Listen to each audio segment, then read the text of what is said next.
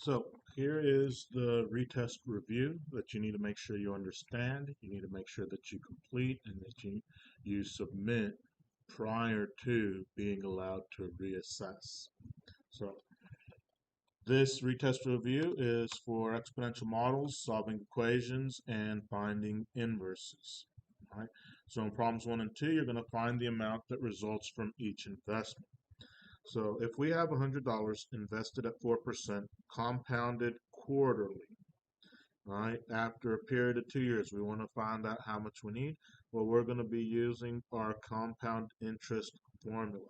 And so we know that our amount after a set number of years is going to be given by our initial amount, 100, 1 plus my rate of return, which is 4%, so 0.04, all over compounded quarterly is 4. And this is going to be raised to the 4 times 2 because we have a period of 2 years, and that is our formula. Right? So if we want to figure out the amount after 2 years, we're going to put this into the calculator exactly how we see it. So we can come over to our calculator and we can say we have 100 parentheses 1 plus 0.04 divided by 4. Let me arrow over and close that parentheses, and that's going to be raised to the 4 times 2 power. And so that tells me that after 2 years, I will approximately have $108.29. Okay. If I have $1,000 invested at 11% compounded continuously, if I have continuous compounding, here is the formula that I will use. All right, and so our amount after 2 years is going to be the initial amount, 1,000, times E raised to the 0.11 because I have 11% times T, and in this case T is 2, and that's going to be our continuous compounding. And so that's going to be 1,000, right, times, and you can put the multiplication, E raised to the 0.11 times 2 power, and that gives me approximately $1,246.08. So that's using our formulas for compound interest and continuous interest. If I had just general growth and decay, that this to have an example, this would be the formula that I'm using. That if it is growth, I would use the plus, and if it is decay, I would use the minus. So if something is appreciating, it's going up. If it's depreciating, it's going down. So problems 3 to 4, find the principal needed now to get each amount, that is, find the present value. So if I want to have $800 after 5 years, right, what would I start off with? So what would be that principal amount? And this is compounded daily, and it's interest, so it's increasing. So 1 plus 0.06 divided by 12, no, because it's compounded daily, so it's going to be divided by 365. All right. Now, in business, sometimes they'll use 360. In a leap year, you might have 366.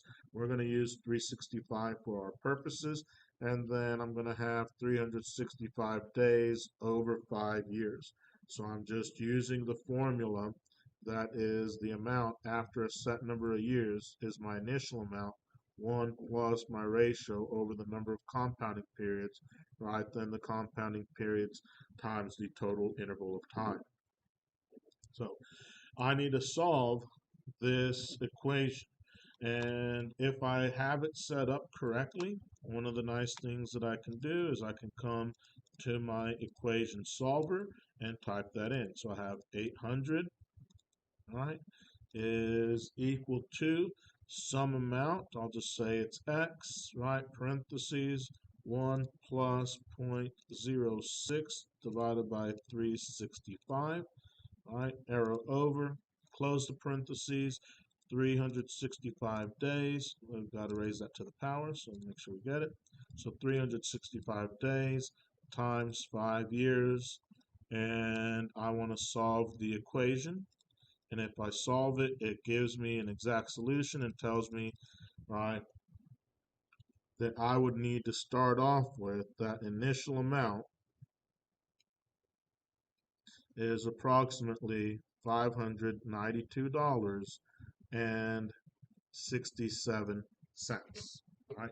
If I was going to solve it by hand, I could solve it by hand by doing the following. If I come to my calculation, I could say 1 plus 0.06 divided by 365.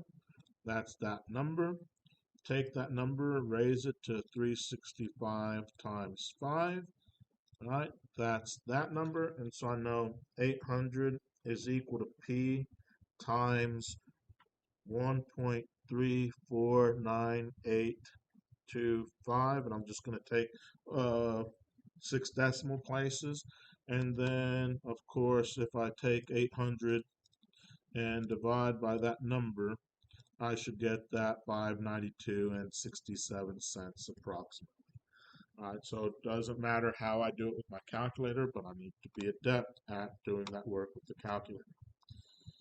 Okay, if I want to get $2,000 after 4 years at 8% compounded continuously, well, that means that I have $2,000, right, is going to be equal to my initial amount, e raised to the 0.08, right, and that's going to be times 4, so to make it easier to read, I'll use parentheses.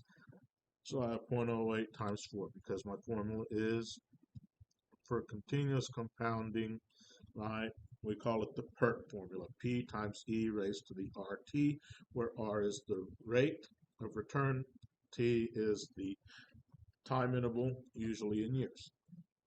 So here's my formula, right? On the NumWorks calculator, I can come over to my equations, right, and say, let me solve an equation, and in this case, it's $2,000, 2,000, right, shift equals, right, my unknown, right, times e raised to the 0.08 times 4, right, close my parentheses, and I want to solve that equation, and the solution it gives me is approximately